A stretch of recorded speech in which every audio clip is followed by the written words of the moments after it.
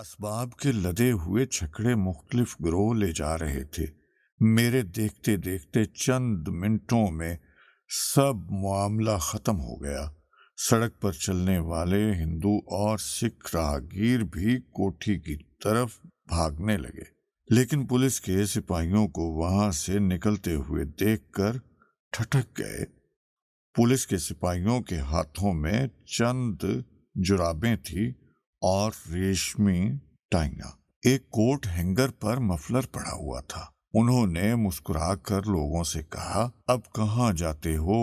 وہاں تو سب کچھ پہلے ہی ختم ہو چکا۔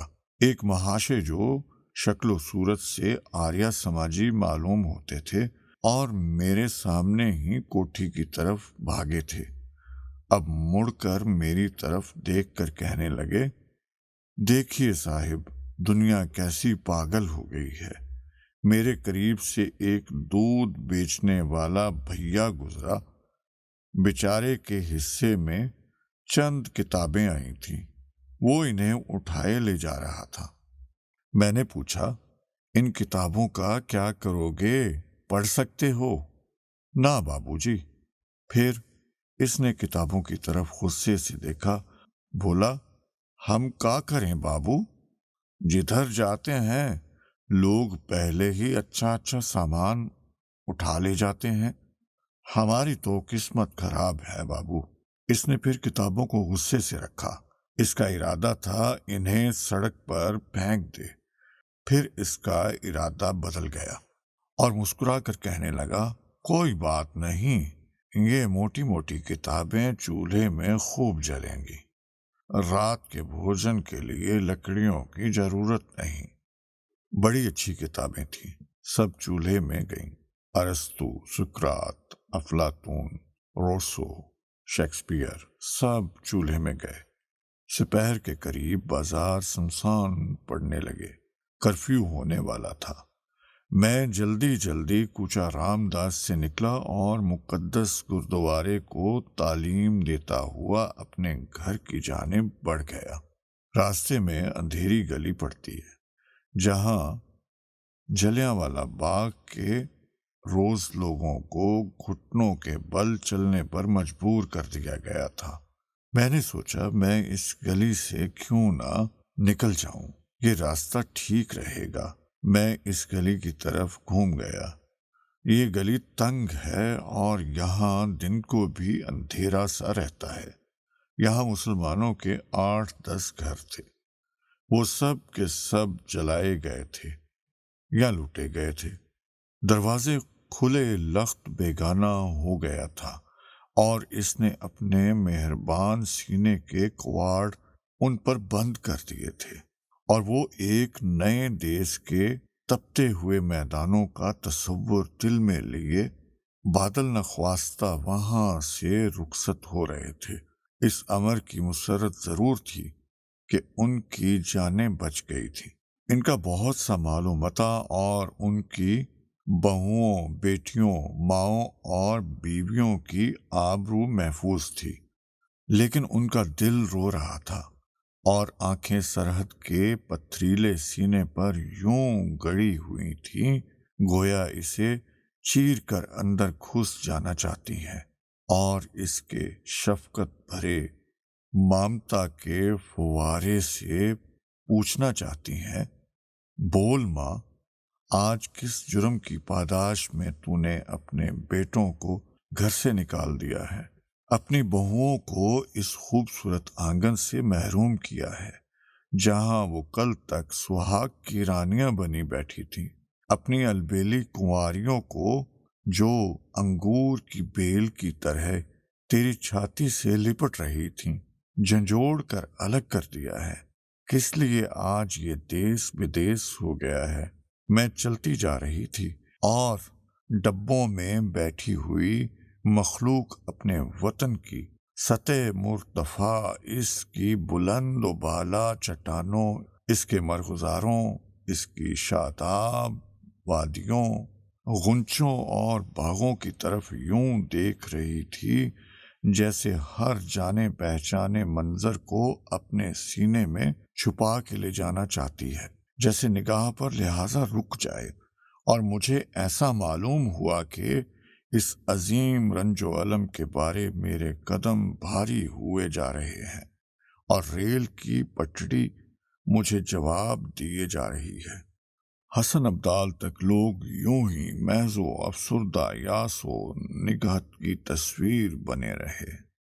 حسن ابدال کے اسٹیشن پر بہت سے سکھ آئے ہوئے تھے، پنجا صاحب سے لمبی لمبی کرپانیں لیے، چہروں پر ہوائیاں اڑی ہوئیں، بال بچے سہمے سہمے سے ایسے معلوم ہوتا تھا کہ اپنی ہی تلوار کے گھاؤ سے یہ لوگ خود مر جائیں گے۔ ڈبوں میں بیٹھ کر ان لوگوں نے اطمینان کا سانس لیا، اور پھر دوسرے سرحد کے ہندو اور سکھ پٹھانوں سے گفتگو شروع ہو گئی۔ کسی کا گھر بار جل گیا تھا، کوئی صرف ایک قمیض اور شلوار میں بھاگا تھا، کسی کے پاؤں میں جوتی نہ تھی، اور کوئی اتنا ہوشیار تھا کہ اپنے گھر کی ٹوٹی چارپائی تک اٹھا لایا تھا۔ جن لوگوں کا واقعی بہت نقصان ہوا تھا وہ لوگ گم سم بیٹھے تھے، خاموش، چپ چاپ، اور جس کے پاس کبھی کچھ نہ ہوا تھا وہ اپنی لاکھوں کی جائیداد کے کھونے کا غم کر رہا تھا، اور دوسروں کو اپنی فرضی عمارت کے قصے سنا سنا کر مرعوب کر رہا تھا، اور مسلمانوں کو گالیاں دے رہا تھا۔ بلوچ سپاہی ایک پروقار انداز میں دروازوں پر رائفلیں تھامے کھڑے تھے، اور کبھی کبھی ایک دوسرے کی طرف کنکھیوں سے دیکھ کر مسکرا اٹھتے۔ ٹیکسلا کے اسٹیشن پر مجھے بہت عرصے تک کھڑا رہنا پڑا، نہ جانے کس کا انتظار تھا۔ شاید آس پاس کے گاؤں سے ہندو پناہ گزین آ رہے تھے۔ جب گارڈ نے اسٹیشن ماسٹر سے بار بار پوچھا تو اس نے کہا یہ گاڑی آگے نہ جا سکے گی۔ 1 گھنٹہ اور گزر گیا۔ اب لوگوں نے اپنا ساز و سامان خورد و نوش کھولا اور کھانے لگے۔ سہمے سہمے بچے کمکمے لگانے لگے، اور معصوم کنواریاں دریچوں سے باہر جھانکنے لگیں، اور بڑے بوڑھے حقے گڑگڑانے لگے۔ تھوڑی دیر کے بعد دور سے شور سنائی دیا، اور ڈھولوں کے پٹنے کی آوازیں سنائی دینے لگی۔ ہندو پناہ گزینوں کا جتھا آ رہا تھا۔ شاید لوگوں نے سر نکال کر ادھر ادھر دیکھا۔ جتھا دور سے آ رہا تھا۔ وقت گزرتا گیا، جتھا قریب آتا گیا، ڈھولوں کی آواز تیز تر ہوتی گئی۔ جتھے کے قریب آتے ہی گولیوں کی آوازیں کانوں میں آئیں، اور لوگوں نے اپنے سر کھڑکیوں سے پیچھے ہٹا لیے۔ یہ ہندوؤں کا جتھا تھا جو آس پاس کے گاؤں سے آیا تھا۔ گاؤں کے مسلمان لوگ اسے اپنی حفاظت میں لا رہے تھے، چنانچہ ہر ایک مسلمان نے ایک کافر کی لاش اپنے کندھے پر اٹھا رکھی تھی، جس نے جان بچا کر گاؤں سے بھاگنے کی کوشش کی تھی۔ 200 لاشیں تھیں۔ مجمع نے یہ لاشیں نہایت اطمینان سے اسٹیشن پر پہنچ کر بلوچی دستے کے سپرد کیں، اور کہا کہ وہ ان مہاجرین کو نہایت حفاظت سے ہندوستان کی سرحد پر لے جائیں۔ چنانچہ بلوچ سپاہیوں نے نہایت تند پیشانی سے اس بات کا ذمہ لیا، اور ہر ڈبے میں 15-20 لاشیں رکھ دی گئی۔ اس کے بعد مجمع نے ہوا میں فائر کیا اور گاڑی چلانے کے لیے اسٹیشن ماسٹر کو حکم دیا۔ میں چلنے لگی تھی کہ پھر مجھے روک دیا گیا، اور مجمع کے سرغنے نے ہندو پناہ گزینوں سے کہا کہ 200 تھے، کھڑکیاں ٹوٹی ہوئیں، کہیں کہیں چھتیں جلی ہوئیں، گلی میں سناٹا تھا، گلی کے فرش پر عورتوں کی لاشیں پڑی تھیں۔ میں پلٹنے لگا، اتنے میں کسی کے کراہنے کی آواز آئی۔ گلی کے بیچ میں لاشوں کے درمیان ایک بڑھیا رینگنے کی کوشش کر رہی تھی۔ میں نے اسے سہارا دیا۔ پانی بیٹا۔ میں اوک میں پانی لایا۔ مقدس گردوارے کے سامنے پانی کا نل تھا۔ میں نے اپنی اونک اس کے ہونٹوں سے لگا دی۔ تم پر خدا کی رحمت ہو بیٹا۔ تم کون ہو؟ خیر تم جو کوئی بھی ہو، تم پر خدا کی رحمت ہو بیٹا۔ یہ ایک مرنے والے کے الفاظ ہیں، انہیں یاد رکھنا۔ میں نے اسے اٹھانے کی کوشش کرتے ہوئے کہا، تمہیں کہاں چوٹ آئی ہے ماں؟ بڑھیا نے کہا، مجھے مت اٹھاؤ، میں یہیں مروں گی، اپنی بہو بیٹیوں کے درمیان۔ کیا کہا تم نے؟ چوٹ؟ ارے بیٹا، یہ چوٹ بہت گہری ہے، یہ گھاؤ دل کے اندر ہے، بہت گہرا گھاؤ ہے، تم لوگ اسے کیسے پنپ سکو گے؟ تمہیں خدا کیسے معاف کرے گا؟ ہمیں معاف کر دو ماں۔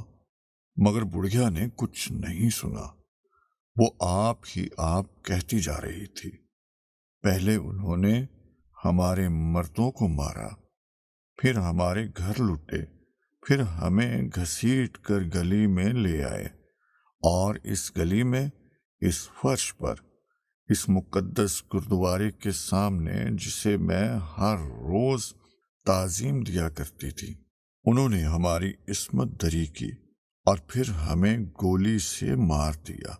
میں تو ان کی دادیوں کی ہم عمر تھی، انہوں نے مجھے بھی معاف نہیں کیا۔ یکا یک اس نے مجھے آستین سے پکڑ لیا۔ تو جانتا ہے یہ امرتسر کا شہر ہے، یہ میرا شہر ہے، اس مقدس گردوارے کو میں روز سلام کرتی تھی، جیسے اپنی مسجد کو سلام کرتی ہوں۔ میری گلی میں ہندو مسلمان سکھ بھی بستے ہیں، اور کئی پشتوں سے ہم لوگ یہاں بسے چلے آئے ہیں، اور ہم ہمیشہ ہمیشہ محبت سے اور پیار سے اور صلح سے رہے، اور کبھی کچھ نہیں ہوا۔ میرے ہم مذہبوں کو معاف کرو اماں۔ تو جانتا ہے میں کون ہوں؟ میں زینب کی اماں ہوں۔ تو جانتا ہے زینب کون تھی؟ زینب وہ لڑکی تھی جس نے جلیانوالے روز اس گلی میں گورے کے آگے سر نہیں جھکایا تھا، جو اپنے ملک اور اپنی قوم کے لیے سر اونچا کیے اس گلی میں سے گزر گئی۔ یہی وہ گلی ہے، یہی وہ جگہ ہے جہاں زینب شہید ہوئی تھی۔ میں اسی زینب کی ماں ہوں۔ میں ایسی آسانی سے تمہارا پیچھا چھوڑنے والی نہیں ہوں۔ مجھے سہارا دو، مجھے کھڑا کر دو۔ میں اپنی لٹی ہوئی آبرو اور اپنی بہو بیٹیوں کی برباد عصمتیں لے کر سیاست دانوں کے پاس جاؤں گی۔ مجھے سہارا دو، میں ان سے کہوں گی، میں زینب کی ماں ہوں، میں امرتسر کی ماں ہوں، میں پنجاب کی ماں ہوں۔ تم نے میری گود اجاڑی ہے، تم نے بڑھاپے میں میرا منہ کالا کیا ہے، میری جوان جہان بہوؤں اور بیٹیوں کی پاک و صاف روحوں کو جہنم کی آگ میں جھونکا ہے۔ میں ان سے پوچھوں گی، کیا زینب اسی آزادی کے لیے قربان ہوئی تھی؟ میں زینب کی ماں ہوں۔ یکا یک وہ میری گود میں جھک گئی، اس کے منہ سے خون ابل پڑا۔ دوسرے لمحے میں اس نے جان دے دی۔